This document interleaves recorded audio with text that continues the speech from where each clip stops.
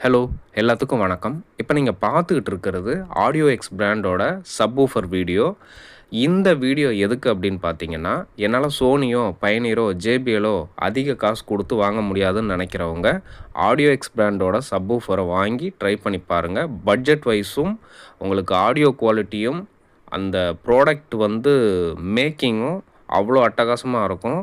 உங்களுக்கு ஒரு branded subwoofer எப்படி இருக்குமோ அதே குவாலிட்டியில் அவங்க மேக் பண்ணியிருக்காங்க.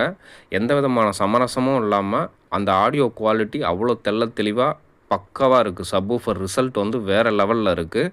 இதை நம்ம வாயில் சொல்கிறதோட நீங்கள் வாங்கி யூஸ் பண்ணி பார்த்தீங்கன்னா தான் தெரியும்.